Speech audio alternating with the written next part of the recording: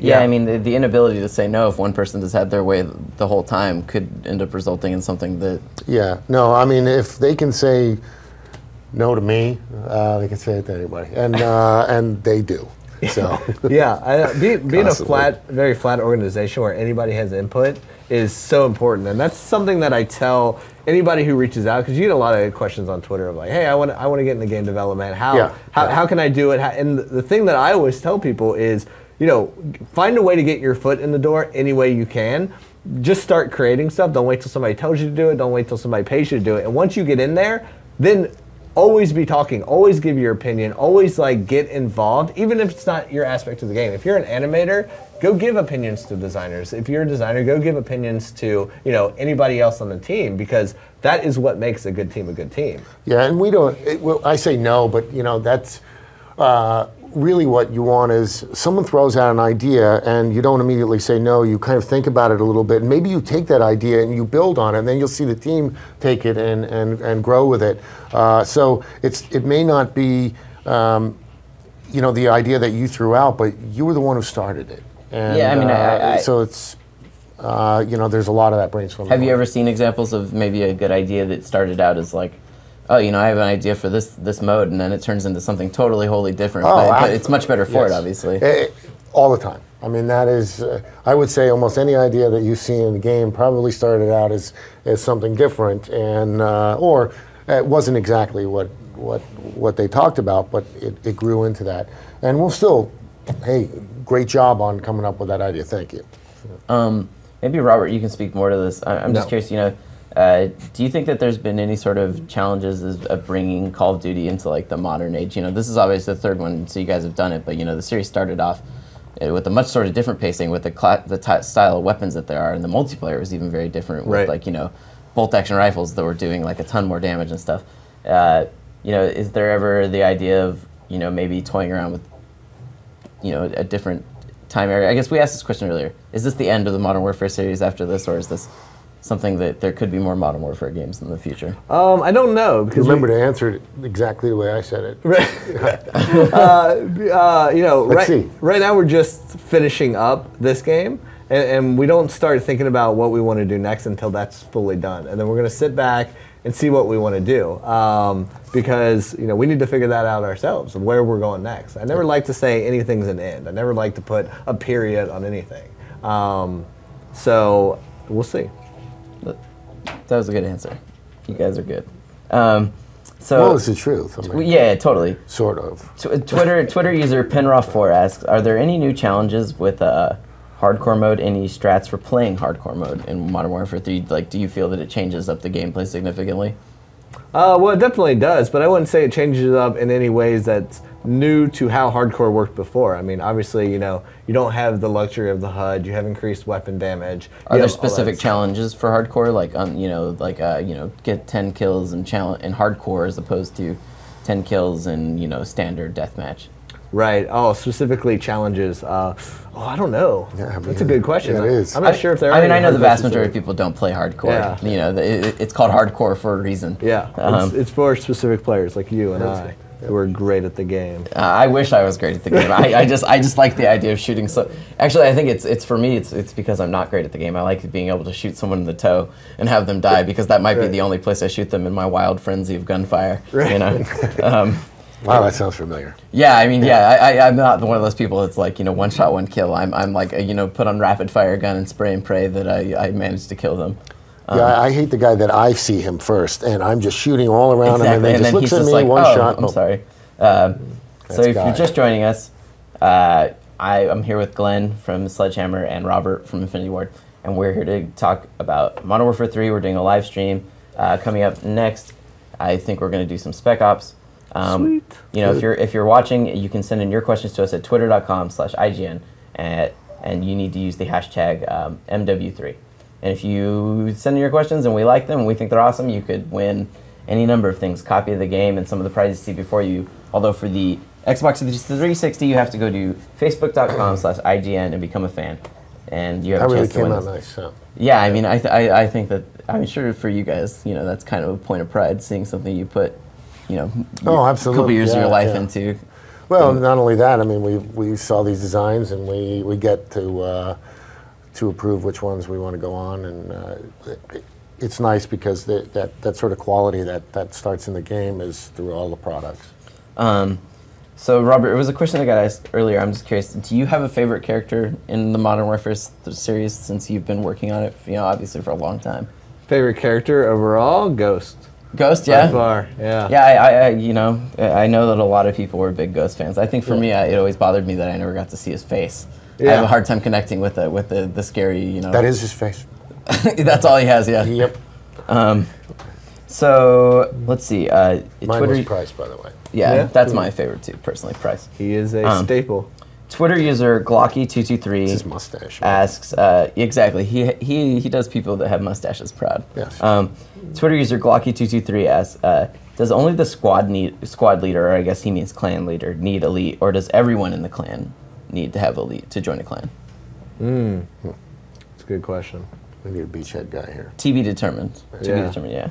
I think that, beachhead guy would know that instantly. But if elite's free, why wouldn't you get it? We should create a clan. Yes, we should. No, we know. I feel that I actually feel that I'm actually not good enough to be in a clan, but it's okay. So here's an easy question. It's a support guy. Lucas Radwitz asks, will the theater mode return?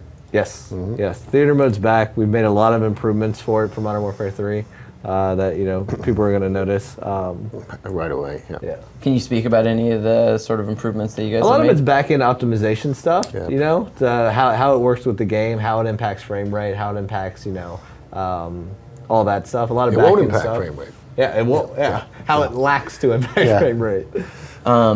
So you can obviously take your films and you can save them. Can you also share them with people straight through? Is that done through Elite? Well, you have a vault that you can put them in, so you can save like so many locally, and then you can share some and put even more online for you, so that you basically have 2 spots that you can save them, so that you can fill up what you have in game, and then push those to Elite, and then fill that back up, so you can overwrite them, so you can have even more in both spots. Elite, you can also, Elite isn't just an in-game service as well, right? You can access it through a web page and stuff. And so what? Or on your phone, or on tablets. Are there any specific benefits to going on to it, versus the website versus the in-game? Are there certain things that you can do in specific ones? If I customize my class on the web page, right? How does that get pushed into the game? Well, there's a push to game feature on the website, or on your phone, or on tablet. So you could be, on your way home, on the train or wherever, and have full control over your custom class, go through everything you want that you have available in game, fully customize your class, and then push that to game. That way, next time you log into your game at home, you already have it there waiting for you, so you don't have to do anything. You can instantly jump into the game. So we try to make the Beachhead team. I don't want to take credit for this. The Beachhead team did a really great job of making sure that the experience was as universal as possible across, the web and in-game, and as well as the console app that you have on the console. So even if you don't have a computer, you can just load up the console app and do everything you want right there on your Xbox or PSN. So basically, you're just trying to give people more ways to interact with Call of Duty, even when they're away from their box, basically. Yeah. So we want them to do nothing but Call of Duty. Yeah. No, I mean, you're hanging out on the like you were saying, on the train or something like that, and you've been thinking about a way to customize it, and why not? And you can also through your mobile phone, you can still do things like observe your stats from previous games and start thinking about strategy. Yeah. Twitter user the Soggy Canary, who I like. I like these names. These people, you really get an example of that. I have no idea. How do you come up with Soggy Canary? Soggy Canary. Mine's Glen Schofield. Yeah. Soggy Canary. In fact, I like your name so much. You're getting a Modern Warfare 3 Turtle Beach headset. Yeah. He asks. So the Canary's getting a turtle. Yeah, yes, he is. And it's also the quality of his question. I think is good. He asks, will there be any maps brought back with the original release, or possibly in DLC in the future? DLC I can't comment to, obviously, because we haven't decided what specifically is going in DLC. But Modern Warfare 3 ships with 16 all-new maps to Modern Warfare 3. And obviously, I mean, like you said earlier, Elite members get map packs, if they pay for Elite, paying for Elite is basically the cheaper way to get map packs, and you actually get them early as well. Yep, you get all the map packs that we'll do, all the DLC that we'll do specifically. I think that's the thing, is that maybe sometimes there's been a little bit of a crowd reaction about the idea of paying for Elite as being super negative. You know, like what, I have to pay for these services, and I think that there's sort of pretty darn good deal. People, that's the thing, is people don't realize that the vast majority of it's free, and you get the map packs. So if you're going to buy all these map packs anyways, it actually works out beneficially. Like, I dropped $60 on map packs in Black Ops, so obviously I could have benefited. Save some bucks. Exactly. So here we are, jumping into Spec Ops. So Spec Ops 2 players, and this is the new Spec Ops mode. Previously there were missions, and now we have missions and Spec Ops survival mode. Yep. This is just last as long as you can. Yeah, so it is, but you know, we talked earlier that it really is a true co-op mode. I mean, if you start to branch off on your own, and you guys don't work together, in later waves, you're in trouble. Yeah, I mean, you have to be there to revive each other and bring each other back. And the same... You just put him out of his misery? You just watch him lay there and squirm? And sort of the same design that we talked about with the multiplayer, as Robert was saying, you know, you want to find places where, you know, you can lay claymores down, and so you're blocking off a couple areas, and you and your buddy are checking out the ones that you aren't able to. So, Spec Ops Survival Mode, you have a different level as well in Spec Ops, right? Yep. You're not going to sit here and earn. You can play Spec Ops and you can still level up, but you're not going to be able to play Spec Ops to basically farm experience for your multiplayer. Yeah, no, your Spec Ops rank is completely independent from your multiplayer rank. And you get Spec Ops rank whether you're playing mission or survival. Both, you know, allow you to unlock things in both modes. But it is a good way for, you know, a person who maybe is a little reluctant to go into the multiplayer because they think of, you know, it all hardcore. If you want to come in, you know, learn about the upgrading system and things like that, and then also understand the map. Whether you are reluctant or not, you know, if you want to kind of learn about the map, go in there, find the best places, and then go into multiplayer. Yeah. It's a great idea. So you'll notice, so here in Spec Ops, like the waves start off fairly slow. It's meant to progressively get harder. So you'll notice what they're doing here is they picked up the weapon of the enemies, because when you first start out, you're only going to have a pistol.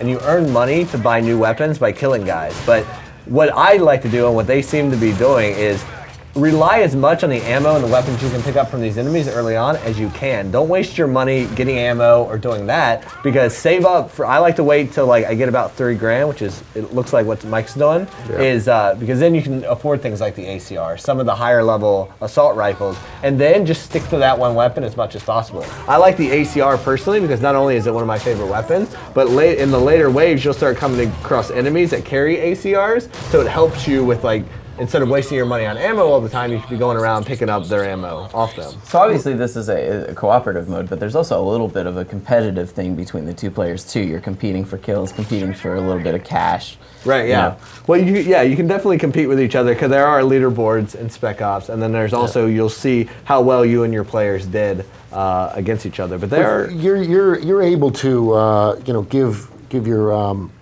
buddy some of the money. Yeah, so you'll see that there's a lot more sharing going on than probably the competitive. I'll admit that at the end of a round I look to see who has more kills, but sure, of course. You can't get through it if you guys aren't really tough. I mean, if you're going to just do nothing but compete with each other, you won't last very long. Plus you can revive, if one of you dies, you can revive them. So it's like I said, it's a true co-op. And as you progress through the levels, you know, first in Wave 0, they didn't even have the option to buy guns. Now they've unlocked the option to buy guns as well as support equipment. Yep. So right now they have the equipment armory and the weapon armory unlocked, as indicated by the HUD elements. Yeah, there's just some great stuff you can get. And you can even bring in a squad of Delta. Yeah, I've seen that. I've actually never been able to. And they're not just bullet magnets. I mean, those guys are you know, really helpful. You know, I love to get you know, a turret to lay down in some of these areas. Like we'll hang out in here. I know quite a bit. Is there a max level that you can reach in Spec Ops Survival? Like wave? Yeah, like in theory. Not that we know of. Infinite number of waves. Is there a internal sort of record being held currently? What's the highest right now? 38? So 38 is internal, but I have heard 40. Wow. I thought that someone said that really? XP went to 40 or 41. They're a liar. That's what I thought. But I'm sure once they, like you said, once you get it in the hands of a bunch of people, they'll. Once you find those super sweet spots that you can. Mine was 23. Yeah, mine. The highest I've ever gotten is 22. I got to 23 solo. The day before yesterday. I found this spot on Resistance. Like I found like the best thing to do is if you're playing solo, get in a spot where one place you can visually cover and the other place requires them to do some sort of like mantling. Like on Resistance, I was up on this. Like in the back, I was up where they had to get to me. They had to climb up this dumpster, and then or they had to flank all the way around. So I could cover this point and then just listen to hear when they were climbing up the dumpster, so I could like fire, then turn and fight. Have you gotten up to 30 yet with someone else? I don't think so. No. So you get good at reviving. Spec Ops is kind of a mode. Obviously, it's fun on its own, but it's also kind of, it seems like a good training mode for multiplayer in the sense that you jump in without playing against players, but you're still getting to experience the multiplayer maps themselves. Yeah, the multiplayer maps, you get to experience the weapons, how customized your weapon with attachments works. Idea of how certain perks work. Exactly. Yeah. It's a good learning tool. But obviously it's not meant to just be a learning tool. You know, you've taken the time to put on all these missions. No, not at all. I mean, you see people when they start playing this thing, it is so addicting. You just want to keep going back for more. It's a ton of fun.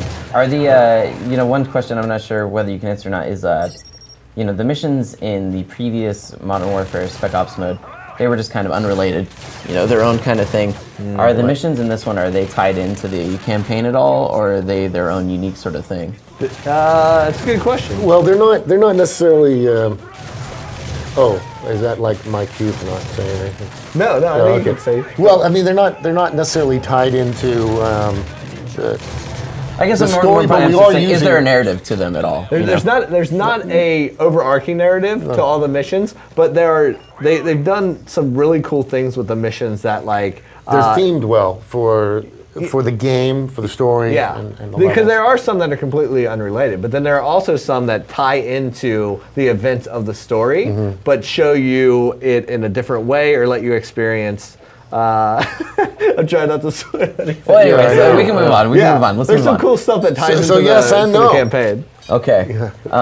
So how do the waves in Spec Ops mode? How exactly do they get harder? Is it just that on the 10th wave as opposed to the first wave, I'm fighting the same guy, but 100 of them, or it could be that way. Sorry. No, go ahead.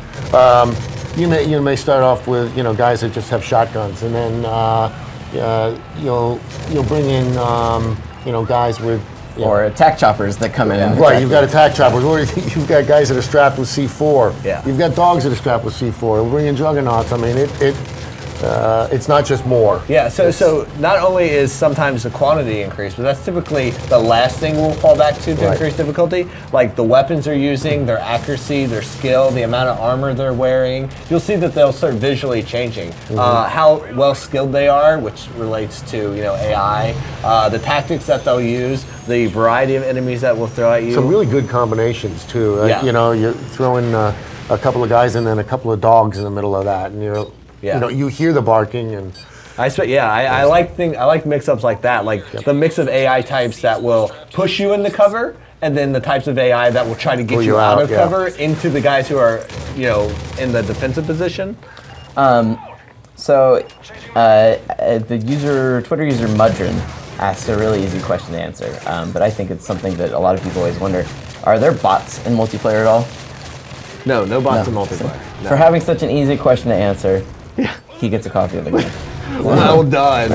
Well done, sir. But is there a reason that you guys have never thought about doing bots? I mean, it just seems like, I guess it's something that maybe, is it something only a few people want? Like, I've never wanted to play with bots. Well, to us, we took that, as you said, you take a core concept and turn it into something different. To us, we took that core concept and turned it into Spec Ops survival mode. I was going to say, this is kind of multiplayer with bots to a degree. But super advanced bots with, in-depth AI systems, multiple AI enemy types, playing on multiplayer maps with multiplayer features.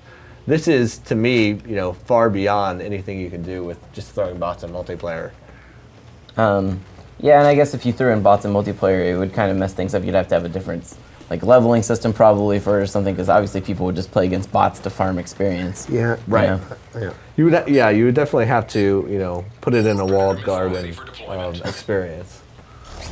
And I think so much, the social aspect of Call of Duty has become such a huge deal, right? Everyone playing online. This is like the one game that more people that I know of that never played games online have started playing games online because they wanted to play Call of Duty. You're right. I think Elite actually pushes the social aspect of it even more, especially with something like Facebook. But a question that comes up actually about the sort of social stuff is someone was asking if so Mario 332, he asked, is party chat going to be available in all game types? Not all game types, no. So why we have loosened, I think, some of the restrictions of party chat in game modes in comparison to how restricted we were in Modern Warfare 2, there are still some that we want to be pure. Can you speak to that a little bit more? I think the one offhand I think is S&D. Okay, search and strike. Obviously, yeah, where you have one spawn and stuff. If people were sitting there on opposite teams, like or even watching camera, they could really tilt the tide by talking to each other. And I think that kind of just goes hand in hand with what you're saying. How much emphasis you guys have put on making sure that people aren't cheating in any way, shape, or form. Dark Skittle asks, can you use kill streaks? I know, right? These names. I like Dark Skittle. Can you use kill streaks in special ops? Are there kill streaks? Yes, there are. So you see that plane icon is the air support package. So if you can go there, you can call in a care package that gives you perks. Right now, he has quick draw as a perk. You can also call in kill streaks. Some kill streaks are for multiplayer. Some of them are exclusive only to Spec Ops Survival mode, like the Delta Squad that you can call in. And he can actually use his money to just purchase an airstrike straight up. Right, yeah. So he can go there and buy a Predator missile, buy whatever. I mean, and it depends on your strategy. Like Glenn said, the first time you hear a Juggernaut coming in, the first thing you want to do is try to get over there and get a Predator missile, because if you get pinned down, that's the one thing that's going to take them out fairly instantly. Yeah, and obviously there are still kill streak rewards, but it's not the same. It's not kill 8 guys and get a free one. They're not earned through kill streaks. There has to be the cost of spending your money. Exactly. To kind of keep you back. I mean, money. It seems like right now he's rolling in cash, 8,500. Yeah, but that will go quickly. I was gonna say in the later levels, when all of a sudden you're having to buy explosives and stuff, or claymores or C4, it can go. Yeah, like self-revive in itself is like $3 or $4 grand, and self-revive to me, he doesn't have self-revive now because he got put down. So self-revive is an ability you start out with from the beginning of the entire survival thing, and it allows you that once you go down, if you kill an enemy, you get yourself back up. Something that's extremely important in the later waves. If you don't have time for your buddy to get over and revive you, it's what I spend most of my money on. So another Twitter question from Eminem Rex, which is a good pro tip.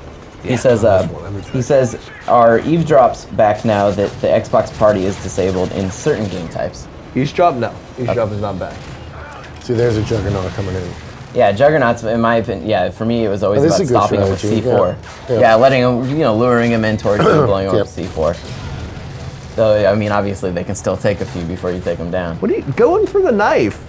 Stop hiding. Be a man. A knife on a Juggernaut? Are you crazy? If you finish him with a knife, then you get an achievement. Oh, really? Yeah. Oh, there's a pro tip for achievement hunters. I didn't know that. I'm always scared to go up and melee them. I just got that one last night. Just because, I mean, they usually turn around and beat you down in like 2 hits. Yeah, they're tough. You got to go for their head if you don't have a... Yeah, what I'll do with the Juggernaut in this, just to get the achievement, is I'll try to get him in a spot where I can loop him and just peekaboo him and get some stabs in and then run around. Do you guys ever find that you have to go back and change the way a weapon, obviously the way weapons function are grounded to a degree in reality, so if a weapon's automatic, I'm saying if a weapon's automatic, it's automatic, that sort of thing. But do you guys ever find you have to go back and rework it, the M16 needs to not be like this in the next game, maybe the M4 didn't quite work the way we had hoped? We have slider and things like that. Yeah, the things we look at balancing are it's okay, let's not change the core function of this weapon, but how can we adjust its reload speed? How can we adjust its rate of fire? How can we adjust damage, how fast you switch to it, how fast you move with it? There are other things that you can look at, like how much kick does it have, all that stuff, to balance it out in different ways rather than completely changing the way the weapon works. At this point, it's more like minor tweaks. I was going to say tweaks that the average player would probably never even notice, like how long it takes to put a clip in, that sort of thing. Definitely. Like shaving off milliseconds. Yeah, I mean, this is stuff you're constantly playing with. And range is a big thing. I mean, you look at how we address shotguns in Modern Warfare 2, like the Akimbo 1887s, of where we completely revamped how the range works on those later on based on player feedback. Let's see. Another Twitter question that comes in. Well, I guess this is kind of one that's hard for you to answer, but I'm going to read it. Never. Not possible. His name is DeCheat638. And he says, he's asking, money-wise, I'm going to paraphrase his question into something else. He says, money-wise, why is it worth it to get the hardened edition over the standard version? So the hardened edition comes with a year of Elite. Yeah. And a year of Elite in itself comes with all the DLC for Modern Warfare 3. So Done. So you're effectively buying DLC vouchers, basically. Yeah. So the sad thing for him is I'm pretty sure most of the hardened editions are sold out at this point, though. Yeah. So I mean, it was something that was an actual deal, and that's the whole reason we didn't have a Prestige edition, is because we never found something that I felt like, okay, that's a legitimate deal for our players. We're not just going to do it to do it. And the hardened edition came out in a way that it was actually a deal, and that's why we're like, okay, this should be a collector's edition. This should be limited, and I mean, you get cool stuff in it. Collector's editions are meant to be for that guy who wants a little extra, who wants to nerd out on something. And we've put some cool stuff in that we can't go into detail of what the collector item is. Like, what do we call it on the back of the box? How do we word it? The Task Force 141. Basically, it could potentially be spoiler, I take it. Yeah. So the collector's item in there is that. So you get cool stuff like that, but then obviously he's speaking like, what is my value and money savings? The Elite in itself really good. does it. Yeah. Well, did you a paraphrase for expediency, or because? Well, I paraphrased because he actually said... We have Twitter, we know what... He actually said, money-wise, is it worth it to get the hardened edition over the standard version of Modern Warfare 3? And at first I thought he was just kind of being a little snarky, like, why should I pay for more? But money-wise, it actually is... It sounds like it is more worth it if you're going to play a ton of multiplayer and you're going to buy those map packs anyways. Yeah, absolutely, yeah. Money value, it's worth it because you get a lead, and then some of the collector content stuff, you get really cool stuff. Yeah. The sad thing is, like you said, if he's asking now, it's kind of a little late. Hopefully. There might be some places, depending on where he's at in the world, that still have some. Unless he's got it, I'm just wondering if he got the right thing. I'm sure there are many people If you already got it, then yes, you've got a good deal. Are you guys planning on attending any of the midnight launches for the game? Definitely. Yeah. We're having thousands of events around the world. And, I know a lot of guys locally here in San Francisco are going out, right? We've sent, from both studios, we've got guys going all across the world and the country. And I myself, I'm going to Paris. I was going to go to London, but unfortunately I have to stay local. So we have some of our lead guys going out to London. We have them all over the world. I'm going to stick to Los Angeles. Yeah. I think I'm going to lurk. I should go in a ghost costume. Just lurk. And not have anybody know that it's you. The whole time you're just a cosplayer. Set up a barbecue. Yeah. When you guys went to XP earlier this year, was there any good Modern Warfare cosplay? There was some, yeah. People were dressed up as Robert. That's not hard. Just throw on some cargo shorts and a t-shirt. Yeah, shave your head. So another Twitter question from COD MW3XX for life. Wow. This guy's he's committed. He's committed. He is. He says, do you have any consequences thought up for people who decide they want to hack and ruin the game for the rest of us? Yes, we do. Yeah. A lot. Yeah. We can't tell you. Physical harm will go on though. I'm from New York, so. But more importantly, we, as we talked about earlier, we have the ability to completely control leaderboards, the ability to individually control who can rank on those leaderboards forever or temporarily. We can adjust. We can adjust their accounts. We can prevent them from playing. There's a lot of actions that we can take. Just don't do it. XX. There's actual risk involved in attempting this stuff. Whenever someone asks that, you always have to wonder: are they asking it because they're scared of it, or are they asking because they're that guy that's like, how bad am I going to be punished for when I try this? So another question that comes up, which will be really easy to answer since we already kind of went over it again, but I think it's good to reemphasize. From PHLR26, they ask, would there ever be a free trial period so they can try and see if they like Elite? But the thing is that the core features of Elite are already free. The majority of them are free. It's just the paid is the paid features are clan support, getting that DLC. There's exclusive content, like video content that you can do. There's a lot of stuff. And you can imagine that the paid is something that the Beachhead team isn't done with it. Right? Right. I mean, obviously, it's an ongoing thing for them based on the life and the success of the game, which obviously it looks like it's already going to be quite successful. So it'll probably have a pretty good life. Sweet. I hope so. Yeah. But yeah, I mean, you know. Hey, Josh, your buddy's dying. The features are free to start with. I mean, you can go in. You got 5 seconds here. Here we go. Dying. What's going to happen? Oh my gosh! 1 second. Wow. Wow, Josh. 15. Way to go. End of show. What were you doing over there? Hey, it's not bad. You know, he's playing with someone who's never played before in all likelihood. So we'll say it was the other person's surprised. fault. I think we're gonna have to release the sketch that was done. Just for the record, that was Josh Sellinger, worst Modern Warfare player in the world. Yep. Confirmed. Wow. I think we'll have a talk with your boss. Josh, would you like to come and sit between us? You're not welcome to. Another Twitter question from Beavis, spelled B-I-V-A-S, not like Beavis. He says, will there be any zombie-like modes? I think, you know, zombies is kind of something that people know and like about Call of Duty, but that's kind of something that, you know, you kind of let Treyarch seem to own that. Yeah, there's no zombie-like modes in the sense of there are no modes with zombies. There's zombie-like modes in the sense of there's infinite wave-based modes, which is what survival is. Exactly. But done in the Modern Warfare style. Yeah, they shoot back instead of just coming stumbling at you. They shoot back. There's different tactics. We brought in all the multiplayer features. To make you a little bit happier about the fact that there isn't zombies, though, to satiate you, you're getting one of our 4 PS3 controllers that are custom made for Modern Warfare. So I hope that, you know. You probably have 2 of them. Got a whole box. One was meant for me. So Twitter user Hate Crew for Life. So he's a hater. Yeah. He says there was a problem with Modern Warfare 2 being leaked a few days early. He says, are you guys cracking down on that? Obviously, you know what you guys are always vigilant about leaks of games. Yes. We're fairly vigilant. Yes. I'm not going to go into detail on any leak stuff. Just yes. Yes, I mean, if you guys are going to punish people that you know, hack the game after it's out. You know, I'm not so sure about punishment. Why do it? I mean, it's hurting the game for others. You know? Exactly, and not only that, but if you get and grab the game early, it's not like you can play multiplayer with anyone yet. You know, right? I mean, I just don't really. I mean, no, I don't get it. But it's the spoiler stuff that we take offense to. Really. Like, don't ruin the story for other people, please. Yeah. If you happen to get the game early, don't ruin the story. Don't ruin the ending. Yeah. Yeah. It's always. I think it's always unfortunate when games get leaked early. Yeah, I don't know why it happens so much in games, but don't be a douchebag. Yeah. Especially, it happens a lot. I notice with PC versions of games. You know, which is always unfortunate because then PC gamers wonder why they get the shaft. Sorry, that was my own personal rant. No, I mean it's ours too. I mean it doesn't.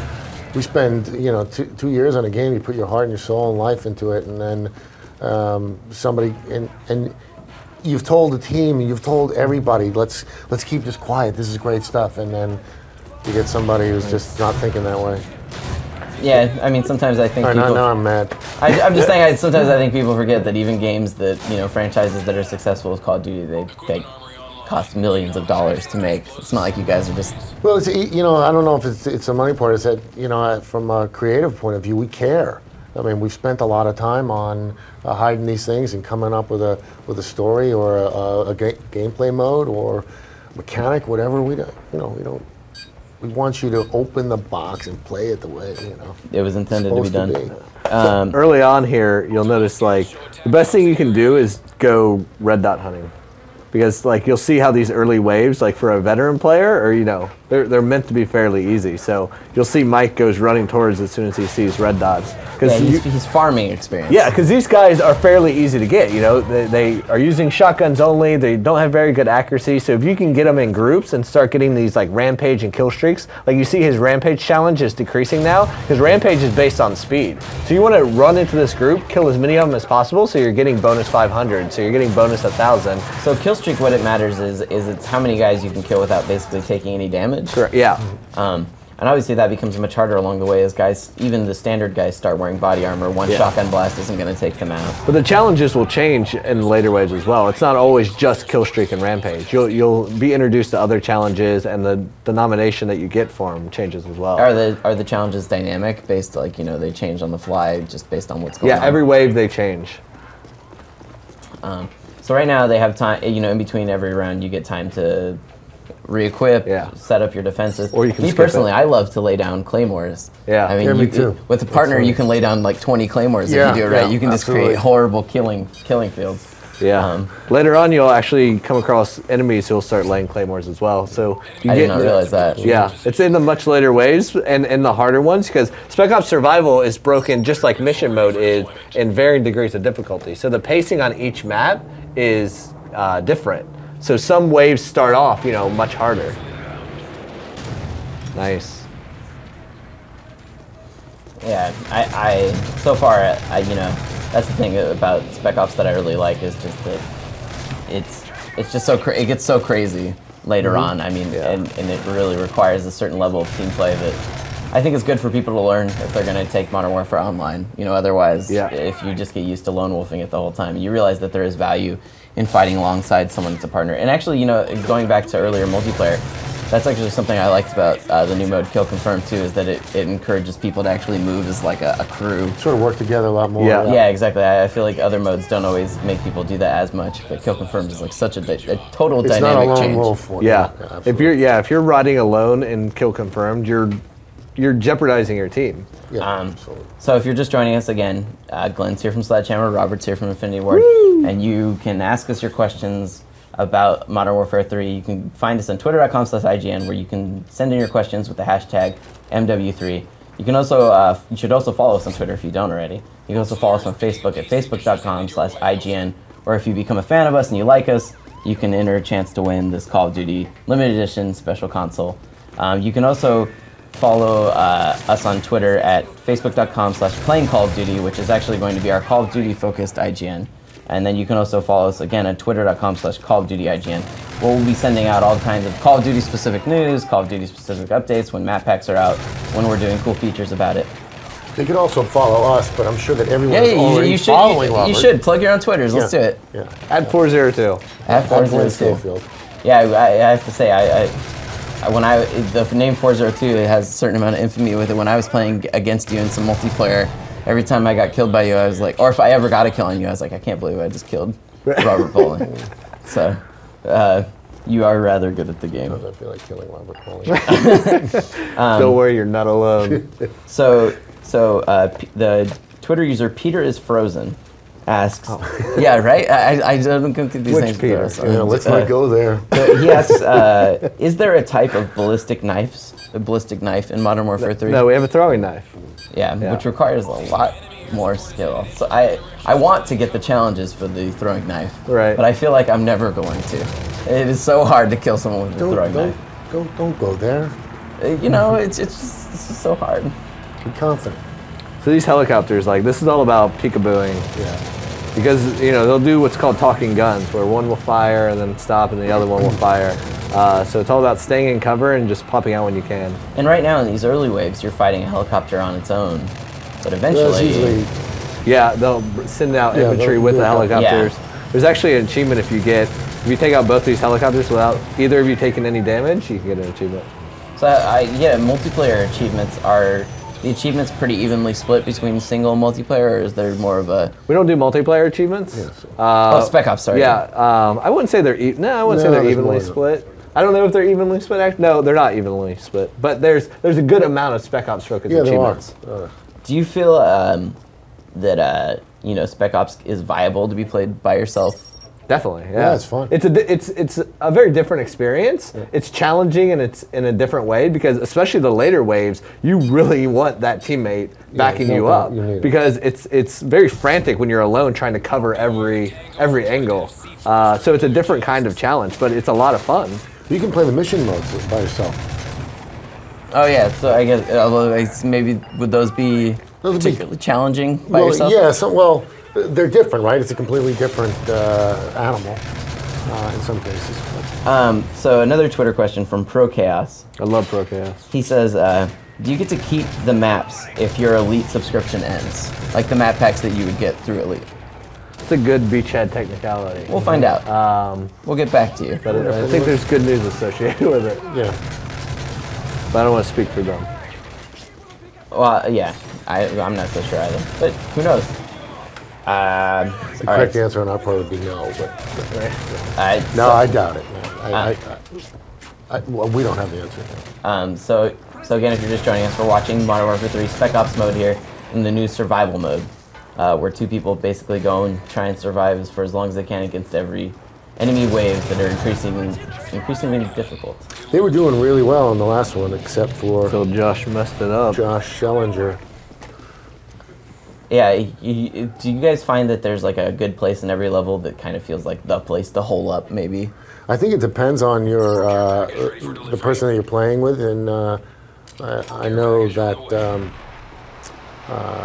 we have a couple of us when I hook up with different people, we have a place that we'll go, definitely, and just kind of used to that and go there.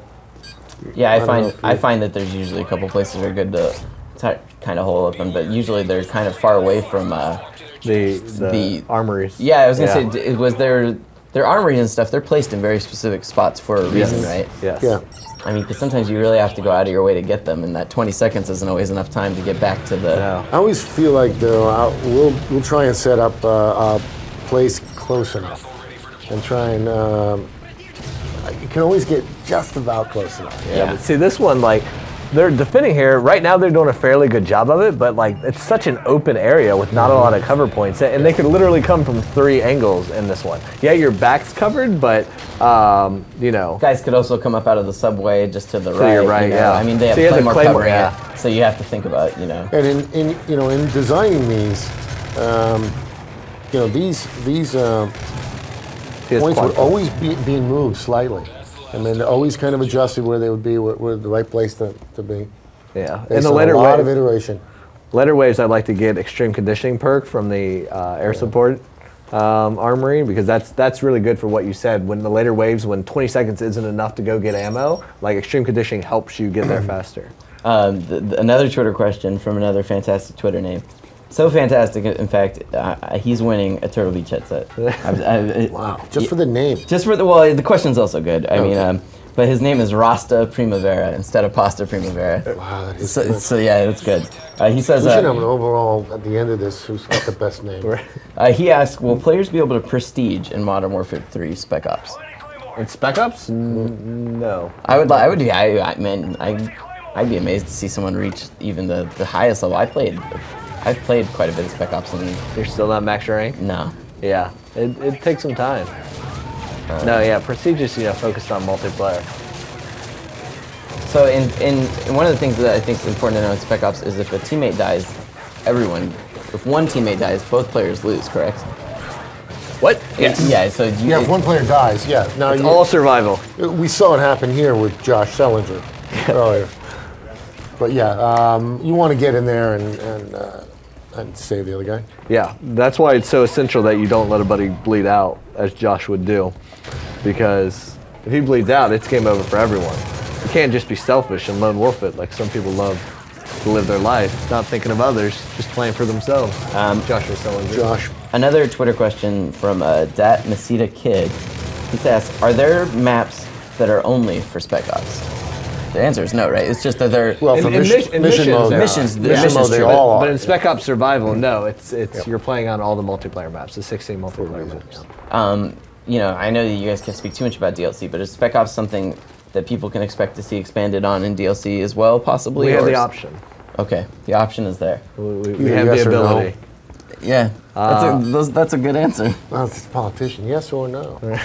I mean, obviously, since Spec Ops Survival specifically is on all the multiplayer maps, it's a very, you're getting more bang for your buck when we do map packs. But, we have the option to update any portion of the game that we want. Do the waves in Spec Ops, do they always come in like predetermined things? Like wave 4 will always be the helicopter wave. So, like if you played a lot, you can start to learn, anticipate, and kind of plan for it. Per map, but the difference is they're not always going to show up in the same place. Right. It'll change based on where you are. Yeah. Their spawns are dynamic, and the wave progression isn't the same per map. So the map, how the waves come on Underground, the map they're playing on now, is different than how they come in Dome, and how they come on the hard version of Dome, and so on and so forth. So we just saw them fighting a Juggernaut. in multiplayer, you get the chance to use Juggernaut armor, obviously, to do as a assault package, or as far as a strike package, actually. There's an assault Juggernaut in the assault strike package, and there's a recon Juggernaut in the support package, which are two very different Juggernauts. Yeah, the assault Juggernaut, he actually gets to wield a machine gun. The assault, has an LMG, and he has built-in scavenger. Oh, okay. Where the recon Juggernaut is a riot shield, and he has built-in portable radar. So he has a radar blast coming out from it. You know, it's interesting that the riot shield's is in multiplayer too, because man, I've noticed that can really change up the dynamic of what's going on in any particular battle too. Even if you don't have Juggernaut armor, if you have a riot shield, all of a sudden something like Kill Confirmed, you can be the guy that gets out there and sits there and gets a tag, even though he's not killing anyone. That's a pro tip, right? You want to get the riot shield for if you're the guy getting attacked. So that's something I learned from you. Luke, aka Jolt, on Twitter asks, what is your favorite game type? Favorite game type? Yeah, if you guys had one in particular you like. I mean, for me, having played some, I think Kill Confirmed is. Yeah, I think for me it's been Kill Confirmed. Kill Confirmed is my new favorite. I mean, obviously, hardcore S&D will always be my bread and butter. I'm just a hardcore S&D player, and then standard non-hardcore is domination for me. But you can hear it on the team too when we're all playing at night and. Kill Confirm comes up, everybody gets kind of excited about it. Yeah, Kill Confirm is awesome. So, how do you guys determine when you're doing you're joining like a team deathmatch? How does it determine which maps come up in the the rotation that people get to vote on? Is that just like based on what's come previously, or is it based on maybe people voted down the map over and over again, so you maybe wouldn't include it higher in the rotation? Right. There is an algorithm to it. Math. There's math that goes on. There's math involved in deciding what maps based on what you've already played as a group and a lot of different factors. And then obviously you have a choice of voting on what map and game mode you want to see next. It all comes down to math. Now we're seeing some of the more heavily armored guys coming up. Quick burst isn't enough to kill them. Maybe the MP5 is going to not cut it so much. So these guys have AK, so it's a perfect opportunity to upgrade your weapon for free. I mean, it seems like kind of the way to survive in this in the long run is to upgrade for free whenever possible. Especially because you're not going to have every weapon available unlocked, but if you pick it up from them, you can always buy ammo from it, even if you don't have it available to buy. Like later on, you'll come up with enemies that have the FAD, and the FAD's a great weapon, like down there. But you don't unlock it until level 32. Level 32 specifically, your level, not the wave. Not wave. Yeah. So like if you can get to the wave where they start using the FAD and you can pick that up, you're going to have a huge advantage as a lower ranked player. So another Twitter question from NKBV. He asks, what are the editing features in the theater mode? What are they? Can we, I guess he's asking like what sort of camera angles and stuff can they do? Like, what sort of things can they do if they want to make like a, badass video themselves that they want everyone to see on YouTube? Right, the editing feature and all that are very similar to what you've had in the previous games. Right, where you can switch between players, you can follow specific players, you can zoom out in a third person. Exactly. You can speed up, you can slow down, you can rewind. Yeah. Yeah, it seems pretty robust. Do you know how many replays you can have saved at a time, or is it like it records like your most recent few matches at any given time? Oh, it's the exact numbers. I think it's. Did we change them from Black Ops? We may have. I think from in game in your vault you can have. I want to say 10. Okay. Yeah, in game you can have 10, and then you can also put 10 online in Elite, which can be different. So for a max, but you're going to want to upload the 10 you want to keep to Elite, because after 10 it starts overwriting in game to your whatever your most recent is. Josh, can you help us out here? Nope. No. Pretty confirmed. I think so. I just wanted to see if he He's not paying attention. He's not even playing well at the game. You expect him to play well and talk to us? You got to stick that claymore right in his back. So obviously, the waves aren't just people; they're dogs as well. And the dogs start off just being like, you know, if they can get close to you to hurt you, but you also said that eventually you see dogs that are wearing explosives. Yeah. Kamikaze dogs. They're mortars. So right now, I mean, how crazy do the later waves get? Is it eventually like tons of enemies, like swarms? They get fairly insane. I mean, yeah. I found it at 23. It was insane. It was just when you get to the point that you have multiple juggernauts who are trying to flank you from different flanks, and you have infantry you're trying to deal with, and the enemy have already laid claymore defensive around, and you have to keep all this in mind because, like, what you do in the later waves is you're listening because the announcer will say what's coming in typically. He'll say, all right, we got intel that there's enemies with C4 strapped to their chest, or we have dogs on the way, or we have heavily armored units. So in the later waves, because you're so frantic and constantly fighting, you're trying to listen to that and make a mental checklist of, okay, what do I need to be prepared for? Did I hear him say that enemies are laying explosives? Should I be watching my corners, as well as trying to run away from a juggernaut? Spec Ops also has varying difficulties as well, right? Like, you can play it on normal if you want to be a hardcore person and try it on, you know, really high damage, you can do that as well. Yeah, you don't set your difficulty like you do single player, but the survival maps are broken up into different sections of difficulty. And obviously each has their own, every map has its own leaderboard as well, correct? Yes. Yeah. Getting back to what Rob was talking about a little while ago, I've also found that as I go deeper into the waves, that my strategies or my techniques will change. Meaning, I'm very aggressive in the beginning, kind of wading out into the guys, and or as partners wading out. After that, there are just too many, and they're too good, and you find that you're sometimes in quite a defensive mode. So right now, they have two juggernauts coming at them, and they're coming from two different angles. And they're assault juggernauts. Yeah. So what I think they're trying to do is lead the two juggernauts to get on the same path. That way, he can use his one predator missile to take them out. I think that's giving Josh too much credit. I can hear Mike leading the show. Yeah, okay. Even still, that still seems like it's really quite hard to do. See, he's using Josh's bait, which is I approve of as a tactic. Here they come, here they come, here they come. Nice job. There they are. Do it. Fuck them up.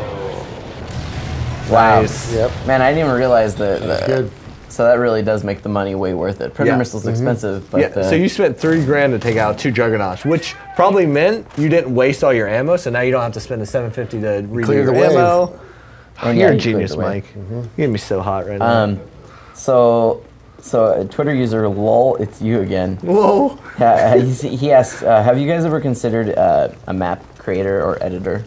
You know, for the game, I mean, people obviously mod the PC version, right? But as far as console versions go, there's never been the ability to necessarily, you know, change and create your map on its own. Yeah, it's not something we've ever looked at for like the console versions, just because it's just something we don't have, you know, the bandwidth for from a development time and schedule that the majority of our users would get out of, you know, because we want to focus on gameplay features that everybody can benefit from, and that's just something that has never made the list yet. That being said, private matches now being able to change up the recipe of what's going in, which guns spawn, I mean, which guns that people can use, which guns they can't. Yeah. You know, that obviously goes into a degree of that. Yeah, and then that's gameplay focused, you know? You can't create your own maps, but you can go in and fully customize the gameplay experience, customize the rule sets of any mode you want, create your own modes. You have the flexibility to do that. Going through some upgrades. Remember, guys, if you want, you can send in your questions to us at twitter.com/IGN with the hashtag MW3. You can also enter to win a Call of Duty Modern Warfare 3 limited edition Xbox 360 with a copy of the game if you go to facebook.com/IGN and become a fan and like us. You can also, for future Call of Duty updates and news, follow us on facebook.com/playing Call of Duty, and you can follow us on twitter.com/Call of Duty IGN. We're also still giving away more copies of the game, some Gunner Optics glasses, Turtle Beach headsets, custom PS3 controllers, or at least, you know, Modern Warfare themed PS3 controllers. So there's a lot still to be won, and more multiplayer to see down the line. We're in Wave 17 of Spec Ops Survival Mode. A couple of the guys from Activision playing, and currently doing all right. They're doing all right. This is 17 is where it starts to get really difficult. They're doing decent. Mm-hmm. They're doing decent, huh? I'm waiting for the dead weight of Josh to pull Mike down, but they're doing all right so far. Yeah, I find that this is when you start fighting the guys that are starting to wear quite a bit of body armor. Yeah. One grenade won't necessarily even take them out. It might just, one knife doesn't take them out. Yeah. It seems like though if you're using the knife in Spec Ops, it's not that great. It seems like it helps in the first few. Yeah, the early waves. Yeah, definitely. Yeah, I don't know. It just seems, once you're using the knife, it seems like you've gotten pretty desperate if they're getting that close. Definitely. You do not want them up close in survival. Can you? I have a question. Just in case, I'm just curious if you know. Can you be killed by your own box? Can you be downed by it if it falls on you? You can be killed by it. Yeah, a care package does damage. Yeah, that is the most insulting thing ever. When I've killed a dude that called in a care package, ran up, and had it drop on my head and still kill me. Pretty embarrassing. So, wow, what just happened? So did someone call in a? Was that a gunship that they called in? That's so he's marking that purple smoke is marking where the AC-130 should fire. So see, they have an AC-130 in the air, and then he throws that down, and it will fire. Help clean up. Yeah. Yeah, it's a lot of fun. It was awesome. It takes some skill to get that sucker there too. Are any of the weapons that you guys have included in the game, are they any of them like not actually currently in use, but more like cutting edge, like? Yeah. Like this is what people are about to end up using. Like for instance, I noticed you have like an AA-12 in here. That's like that's a very relatively new weapon. The XM25. Yeah, we talked about that a lot, which is being used. Maybe. Yeah. There's some sniper rifles that we have in multiplayer that are not yet in consumer hands that we had the weapon manufacturer bring to us.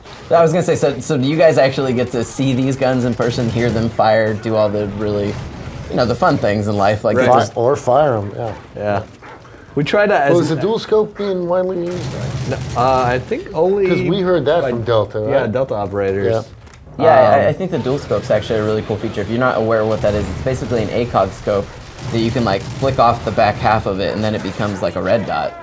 Yeah, it's a holographic. Holographic to an ACOG. Magnifying. Yeah. I mean, even something like the, the flashbang.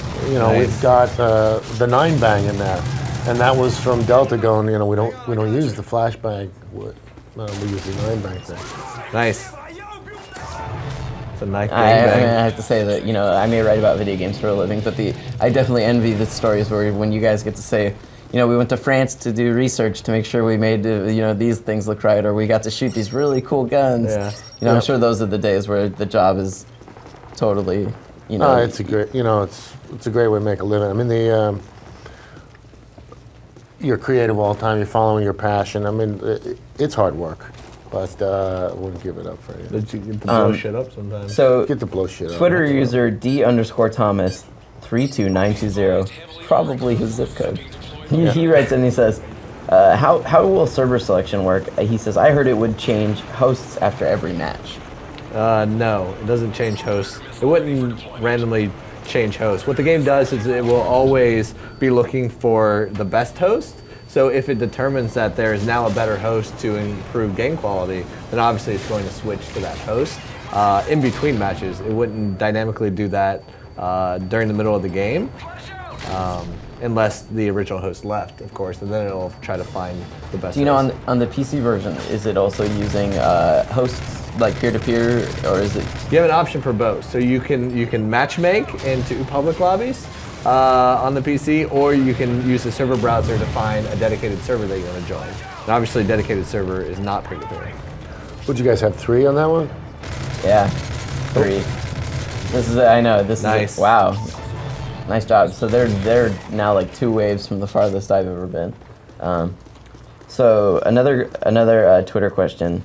From Trevor93, he says, has the Call of Duty engine made any improvements, like new graphical effects or optimization?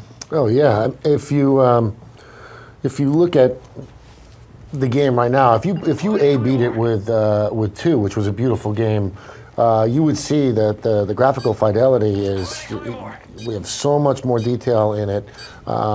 We're able to build levels that we talked about before that not only have a slightly bigger footprint, this way, but now we go vertical. So we've got bigger levels. We've got more animation in there. We've upgraded the audio system. We've made better tools, and some of that's behind the scenes. But what that does is allows us to iterate quicker and quicker and quicker. And we're fitting a lot more in each and every level right now. We've got more characters in a level than we had before, more textures in a level, more polys. I mean, it's funny people talk about the engine being 10 years old, and that's sort of the very basic. Right. I mean, a core framework might be one thing, but it can be modified into something wholly different, really. Oh, we're constantly doing that. We're reworking the AI system. There we go. The fad. Well, Trevor 93, to better see those enhanced graphics and everything they've changed, you are getting a pair of gaming glasses from Gunner Optics, Modern Warfare 3 branded. Way to go, Trevor. Yeah. What was that, Trevor 20? Trevor 93. So 93. I have a feeling he's quite young. It's probably the year he was born. Makes me feel like an old man, and I'm pretty young. So. Unless he's 93. Oh, that's true. He could be probably the oldest Call of Duty player. Right. Do you guys ever get any sort of information about that, like demographics that play? I'm just curious. Like, we get some demographics, but I think that's still. What we get is sort of anecdotal stuff. I mean, sure. people come up to me all the time and will say, this is the one game I play with my dad, or my uncle plays, and I don't know what the demographic is, but it's huge. When you get to this many people, it obviously it's extremely wide. The demographics for Call of Duty. Yeah, I mean, this is the one game every year that even my dad asks me, "Hey son, I saw a commercial for this new Call of Duty game." He knows Call of Duty names very well. See, now he's using the fad, the weapon I was talking about earlier, that these super heavy armored guys come in with. And the one thing you want to do once you get an enemy weapon is try to be near the weapon armory so you can buy ammo for it, because they never have a lot.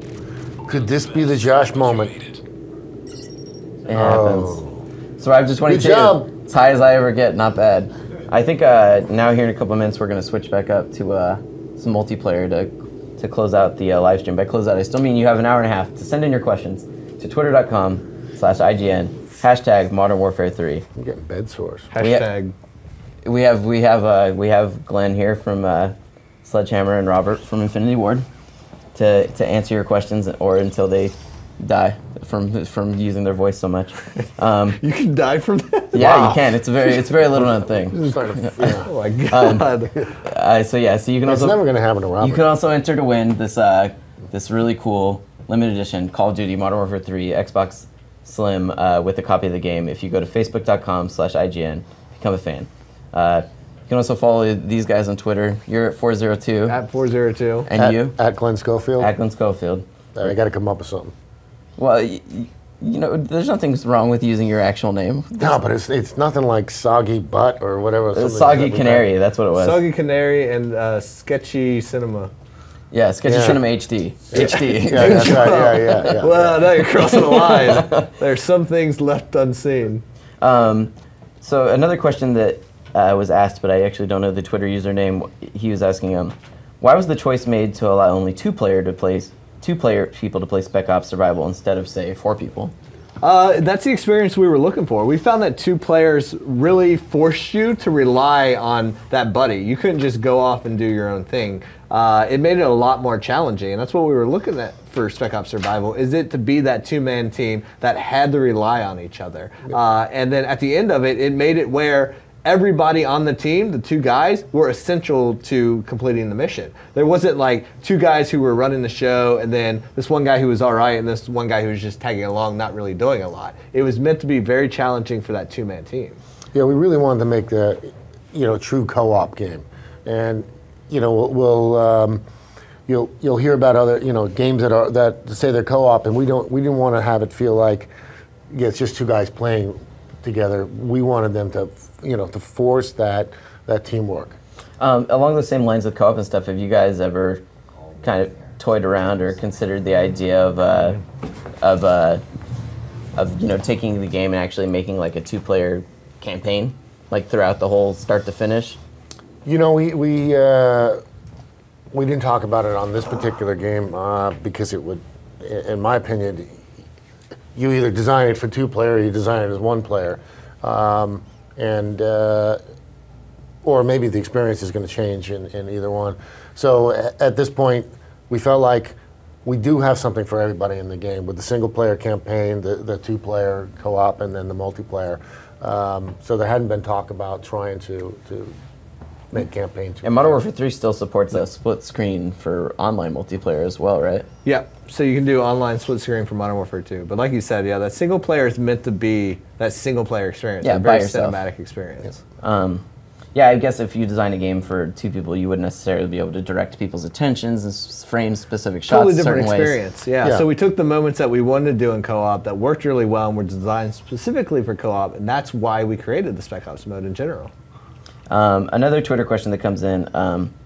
So Brandon Coastal says, he says, I noticed that you talked to real Delta operators. Did you get any official technical advice from the military? I think you and I talked about this a little bit before we started, but...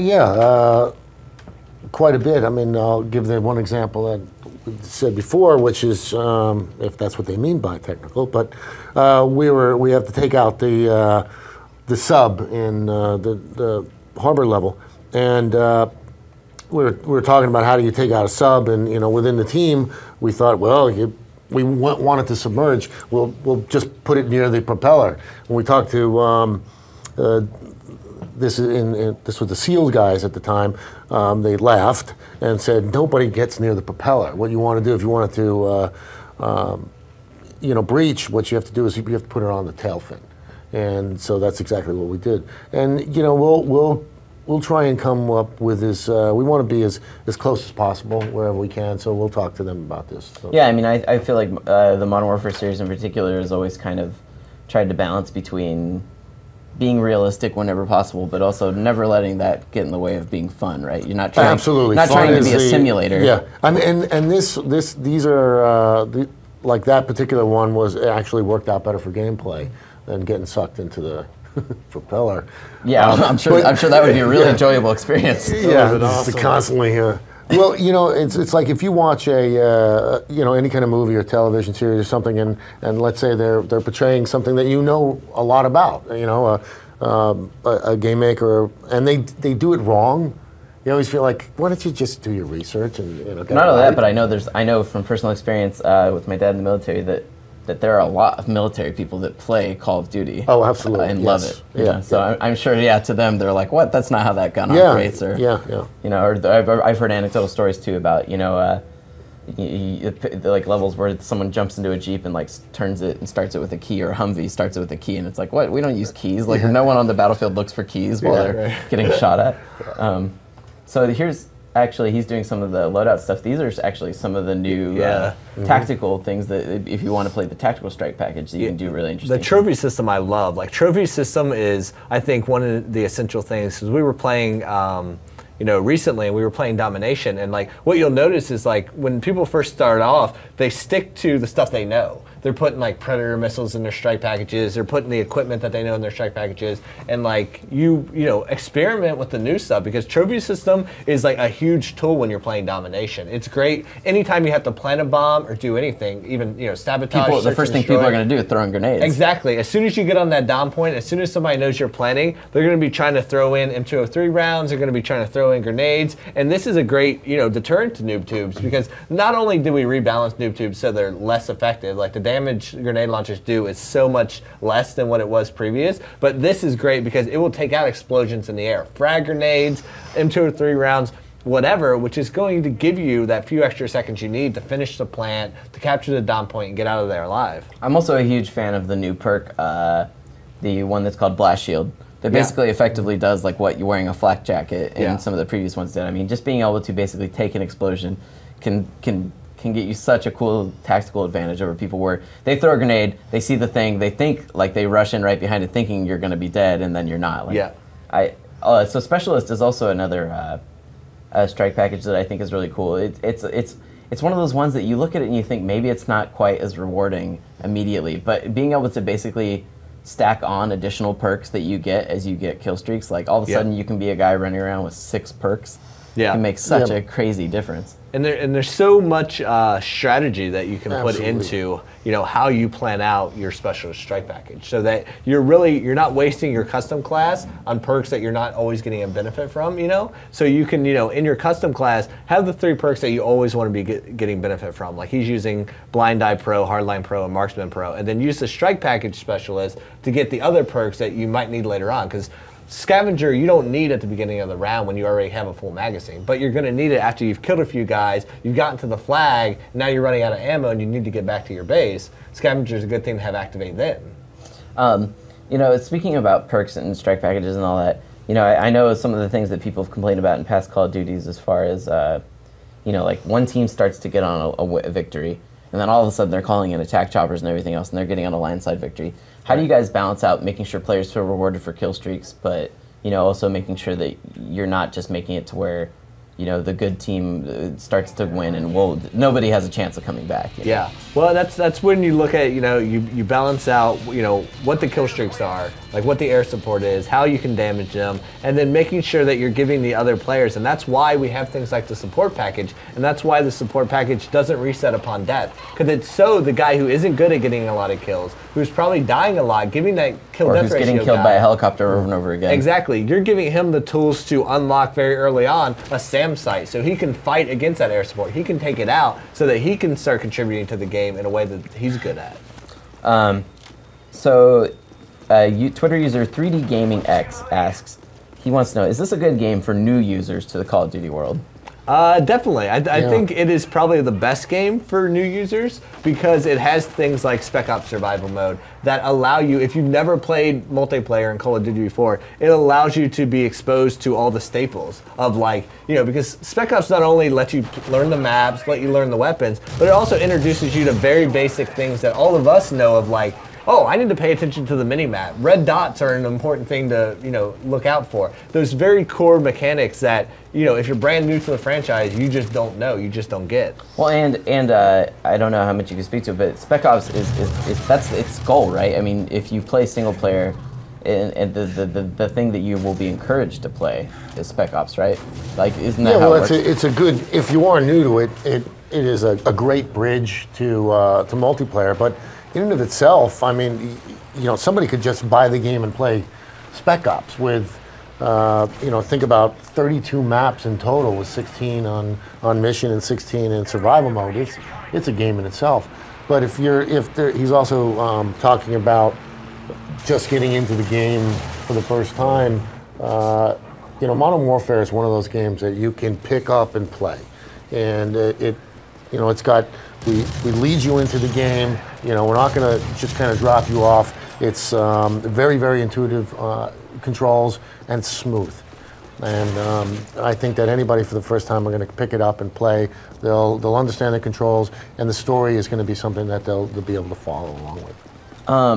Yeah, well, since, you know, you sound like you may be new or you may know someone new, 3D Gaming X, you're getting a copy of Modern Warfare 3. For your platform of choice. So hopefully if you are new, you can play, or if you know someone that's new, hook them up so that we can get more people playing. That's nice. So it wasn't just based on a name. It wasn't that time, yeah. I do try and pick them quality of the content they're on. Left behind you. So once again, we're watching multiplayer here. I think we're just watching Team Deathmatch right now. Yeah. Not that should be just Team Deathmatch. No. But it's not one of the new maps. So it's probably the single most popular mode. Right now we have 2 machine pistols running akimbo. Didn't work out so well. And that was super effective for you, Mike. Well done. Yeah, it seems like you guys have added actually quite a few more machine pistols in this one. On top of pistols, now there are several machine pistols. Yeah, they're not great for, you know, going head to head with an assault guy, like a primary assault guy, but I mean, they're great for speed. Like if you're playing capture the flag and you're just trying to get in there quick, unnoticed, you know, get that flag and just engage people who are up close and just in your way, then they're great for that. Right now he has a dual scope attachment on, so he has the 2 sights.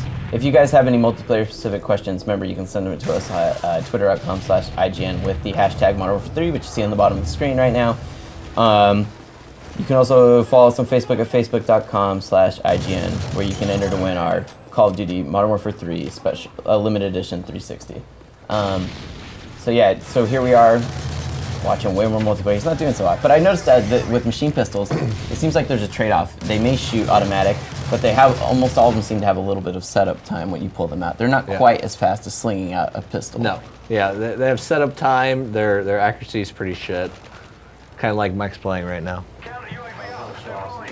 No, you know what? I'm not interested in excuses. I'm more interested in good gameplay.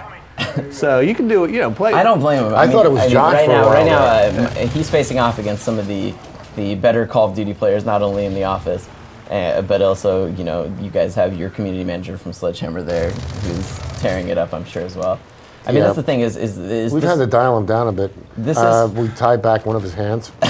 This is an all-new game, but I mean, people that were good at Modern Warfare 2 are going to be jumping in and be able to use that same skill set to quite a large degree. Yeah, but the big thing is, like, now you're going up against different styles of play that we never had before. Because of this different strike packages. Exactly. Adapting, yeah. And I think that's where you see, like you said, a lot of adapting going on.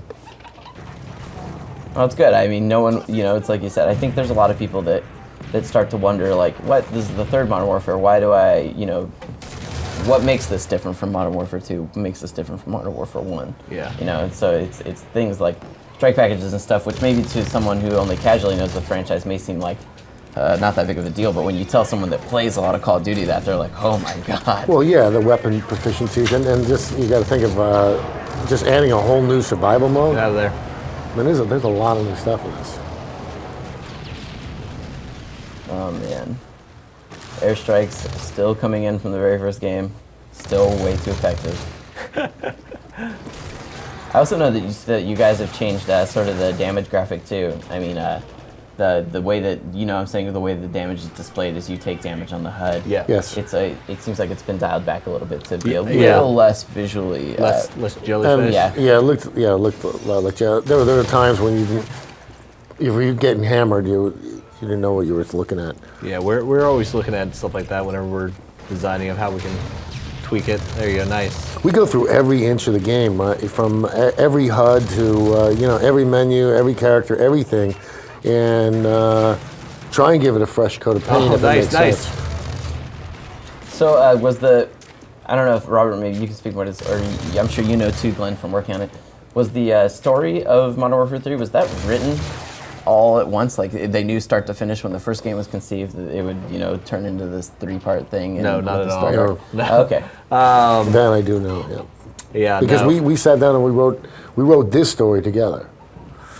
So then, kind of in line with that, the Twitter user Rocker31067 asks, have you guys developed any ideas that would be good for a future COD game while making Modern Warfare 3? Like, does that ever come to play? Like, all of a sudden you start playing this and thinking, like, well, wow, if we're taking it here, maybe it could go into, this direction or this direction. But I don't know about story-wise, but mechanics and features. Yeah, I think, from every aspect, each individual designer, as they're making out, building out their levels and stuff, they're making little mental notes like that of stuff they'd like to see or being inspired by stuff. And then, that's the kind of stuff that when we finish the game, we sit down at the end of the day, once the game's launched, and we pull all those little mental notes together, and we're like, okay, where are we at? What ideas do you have? What direction would you like to see us go in? And then that's what starts the next conversation. Yeah, we do a post-mortem when the game's done, and in that goes a lot of the learnings, as well as a lot of the ideas.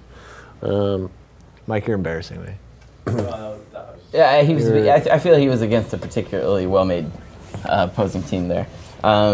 So here we are watching more multiplayer in our Call of Duty Modern Warfare 3 live stream. So the prizes you can win by sending in your Twitter questions to twitter.com/IGN. All you need is hashtag Modern Warfare 3. Yes, you need a fancy name and an awesome question. Yes. And you can win the limited edition 360 by visiting our Facebook page at facebook.com/IGN. So another Twitter question that comes in from what sounds like a hardcore multiplayer user. His name is SMAWELL.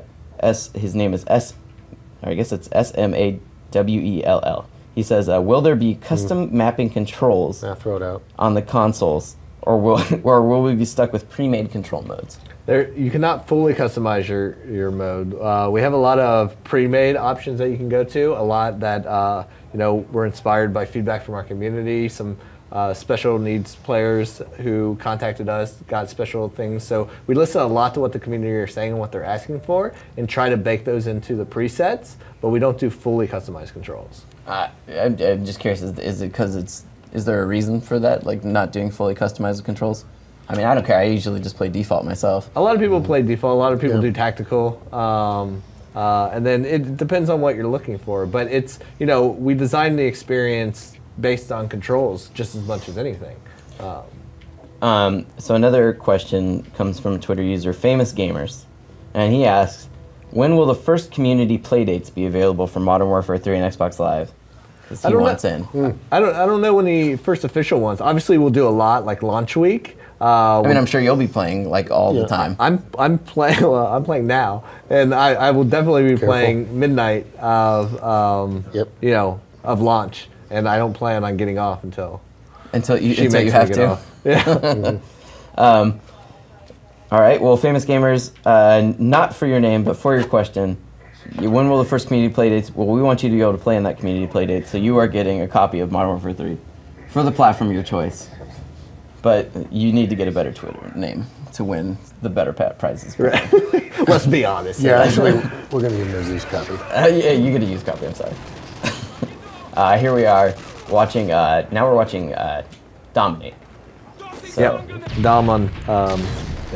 Classic mode, returning from the other games. Capture and hold the points. As many points as you have ticks up.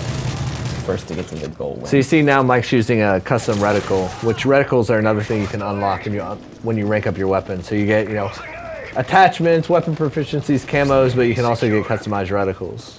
Yeah, I've noticed that when you really load out a custom class, there are like 8 phases that you go through just to make sure that it really is like your specific combination.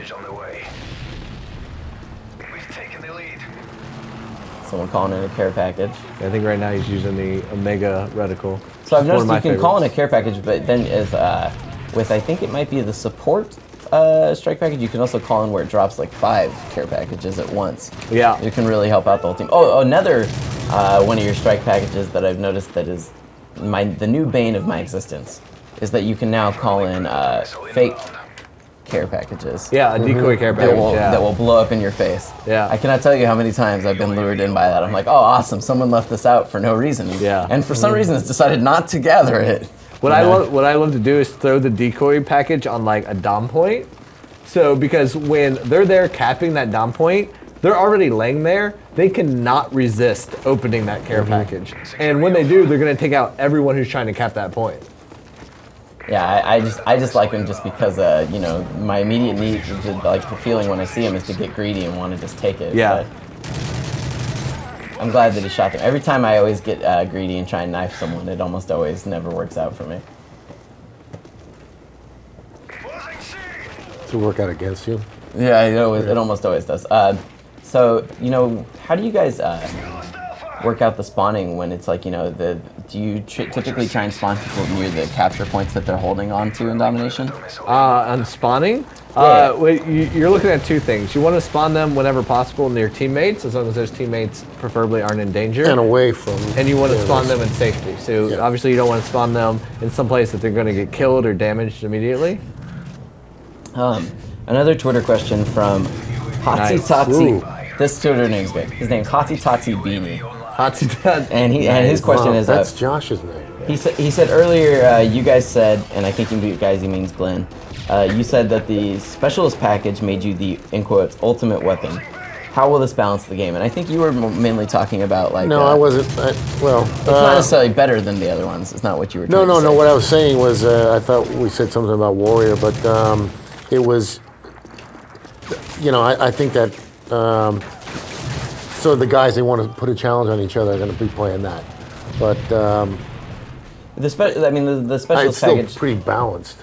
Yeah, I feel like, if anything, everything... It really depends on how you stack everything, right? It's the one that requires you to actually be the most skilled player, because you're not relying on any AI support. You're not relying on air support that's doing the job for you. You don't have the benefit of team support and making your team better. So you're giving up all that stuff and relying solely on your skill. So it gives you the tools to be the best individual player that you can be. Or to show off that ability. So the next Twitter question, man, his Twitter name's hard to read, but it's JXOX. Oh, it's basically Josh with X's in between.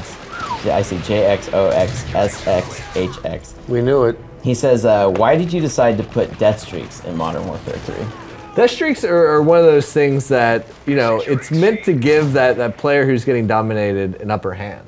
You know, and obviously hardcore players they don't want to hear any of that. We just want to stomp players all day long and not give them any assistance. But it's one of those things that helps balance out the experience for all players. I mean, everyone will have a stretch of time where they're getting their ass kicked. Oh, of course. And it's one of those things that gives you a benefit, especially things like juice, which allow you to move faster at spawn. That's great when you get to a point where, you know, you're getting pinned down and you need that extra help to get out of that point. Because nobody wants to sit there and be pinned down the entire time. And if they're covering down an entire area, juice is something that's essential to any type of player. Josh, to help you better get across the crying of your pain when you're dying, or maybe celebrate your death streaks, you're getting a Modern Warfare 3 Turtle Beach headset.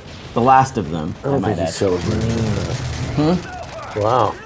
So, you know, I mean, you know, when he's getting beat on, that way people can hear him when he's crying, or maybe hear a celebration. No, see, I think he wrote because he doesn't want them. He does not want. He doesn't like people to have the little chance. He doesn't want. No, he doesn't like that. So I am really thankful for them personally. Like for me, in the past, it's always made a huge difference being able to copy someone's loadout, or you know, in the other games, or even like you said, juiced. It is amazing how fast you run early on with juice. And you can get to a choke point, or maybe catch up with that guy that's really just killed you over and over again. Yeah. I also really like the. I think it's a kill streak where you can see the location of the last guy that killed Revenge. you. Yeah. Yes, that's so nice when there's that one guy that just keeps changing where he's camping. 5 times in a row. Exactly, and you just want to get him. So you were talking earlier about how you changed the rocket launcher a little bit. The grenade launchers, yeah. Yeah, grenade launcher, sorry. So what kind of specific sort of changes have you done to make it? Mostly damage. We've reduced the damage of it a lot. So it's no longer that, you know, great default weapon. It really, unless it's a direct impact, it really relies on that person to be damaged already when you hit them. So it's really more of a soften them up sort of weapon rather than just a kill them It's a support tool as it's meant to be. The problem with Modern Warfare 2 is damage was very high on them, and you know, so they were very effective as your primary weapon. People would use them all the time. But now they're not so viable as that replacement to your bullets. I mean, it should also be noted that on top of unlocking all the crazy stuff for your weapon, you're also unlocking the, I'm spacing what they're called, but the tags above your name. Yeah, the titles and emblems. Titles, emblems, call signs. Yep. Like it seems like when you're playing online, after every match, you're pretty much always greeted by some sort of present, basically. Yeah. Another Twitter question from Amazing People LM. He said, no, Amazing People. He says, I'm a big team player. I'm all about working for the team. What are ways that Modern Warfare 3 is supporting that? Well, I think we've kind of got into that, right? There's support strike package. Yeah, you have a support strike package, so you have, you know, a whole list of point streak rewards that are completely focused on being a team player. Ballistic shield, calling up an advanced recon, using a recon drone to get eyes on and tag enemies, hand out ballistic vest, I think I just said that, being a defense tool with a recon juggernaut, a lot of things that help your team be better. But then also we have new tactical equipment where, you know, all the equipment isn't just focused on being lethal. You can do things like portable radar, which I love for things like domination because it allows me to audio cover a bomb site or a domination point by just listening for the pings on the portable radar or looking at the mini-map while I visually cover something else. You also have trophy systems in the tactical stuff, which is great for team play, things like that. And we even talked about, you know, kill confirmed. Is that a mode that kind of... that pretty much, that is the team play. That is like, I mean, other ones encourage team play too, but I think both Team Defender and Kill Confirmed are really like team-focused sort of maps. Remember, you can send in your questions at twitter.com/IGN, #MW3. You can follow us on Facebook at facebook.com/IGN, where if you go and visit, like us, do all those things, you can enter for a chance to win a limited edition Call of Duty Modern Warfare 3 Xbox, which is actually cooler than the Xbox I have at home. I'm unfortunately ineligible to win. You can also follow us on facebook.com/playing Call of Duty to find out all of the latest Call of Duty updates, news, features that IGN's running, and you can also get some of that same information at twitter.com/CallOfDutyIGN. Here we are, more if you're just joining us, playing Modern Warfare 3, watching multiplayer domination on C. No, this is a C town. This is Are there other levels like this one? I noticed that there's a downed Black Hawk with a machine. That was a good. That was a good firefight. Yeah. That car got the brunt of it. You know, and this one there's like a downed Black Hawk with a machine gun that you can use. Are there other levels that have sort of, you know, level-specific offensive weapons that you can use, such as, you know, emplacements, that sort of thing? Right. This might... I actually think this might be unique. Yeah. Yeah, this might be unique in that sense. It's something we did a lot back in Call of Duty 2 days. We always had those like certain choke points. Exactly. There's always a machine gun nest. Yeah. So, Twitter user, Sweaty Bananas. Oh, my favorite type of bananas. Wow. Let's be honest. He says, what is the highest kill streak in the game? The highest kill streak in the game? Well, it depends on the strike package that you have. I mean, obviously you have things like the highest one in Assault is the Osprey Gunner and the Juggernaut. The highest one in strike or the support strike package is Recon Juggernaut and Escort Airdrop, which will actually cover your care package. And to get these, I guess he's kind of wondering like how many kills do you have to get in a row? It's like what, 18? I think 18 or 15 is the max. I think it's 18. Okay, so you got to get up there. You sound like you play a lot of multiplayer. To help you out, you're getting gaming glasses from Gunner Optics, Modern Warfare 3 branded. It has nothing to do with the fact that your awesome Twitter name is Sweaty Bananas. Nothing, completely unrelated. He may win. So here we are. We just finished up another round of multiplayer. Gonna move on to another one. Of course, you guys still have the final kill cam. One of the most frustrating and awesome things both in Call of Duty. Awesome when it's you. Yes. Frustrating when you have to like see everyone see your shame publicly. Yeah. Mike did well on that one. He did quite well. Josh. So go back to the game summary and show off some of the stats you see. Hit back. Now go over to the. Oh, it's too late. All right. So another Twitter question from Disc. Oh, you're in private match. Yeah. Oh, okay. Another Twitter question from Disgangulated. He says, "What's the field journal that comes with the hardened edition of Modern Warfare 3?" I can't. It's extremely awesome and painstakingly went over every page of it, but I can't go into details, so there's spoilers. So more importantly, I think that for the people that buy the hardened edition, something that they should be aware of is maybe you should play the game first, then open it up and read it. Yeah. Play the game. Like if you have the hardened edition, it comes with that field journal. It also comes with all the other cool stuff. But do not read all the way through the field journal until you've played the full game. Okay, unless because otherwise you would have some cool things ruined for you. You will. So yeah, that's your warning. If you're gonna go out and shell the money out for it. It's extremely cool though. Yeah, it really is. It's a nice job. A lot of work went into that, and it's like one of my favorite things. I was gonna say, how much input do you guys get on stuff like that? Is that like something you guys get to make, since it is obviously both your studios? Complete, yeah. Games? Yeah. Like we sat down and went through every single page of that journal, down to tone, and I don't want to go into detail, but every inch of it. And that's the way across the board with with any of our partners or even. Screenshots and concept art. The teams go over to make sure that it has that quality and that we want throughout the game. This is the way that the game is being portrayed. Yeah, it's awesome. I mean, we have awesome partners that we work with that do the grunt work. Like the guys at Petrol did an amazing job with that journal. But then having the ability to sit down and have such input on it and make sure it's exactly what we're looking for and does justice to what it's supposed to represent is extremely important to us. Even stuff, and hopefully I can mention this, but with a partners such as Mountain Dew, right? We sat down and we did the tasting of the different things. You guys got to have some input, huh? Oh yeah, absolutely. Yeah. We did the taste testing to decide which flavors would be mixed. That would have been great to see the video of that, to be like, oh no, this is horrible. Yeah, we designed the Jeep. Those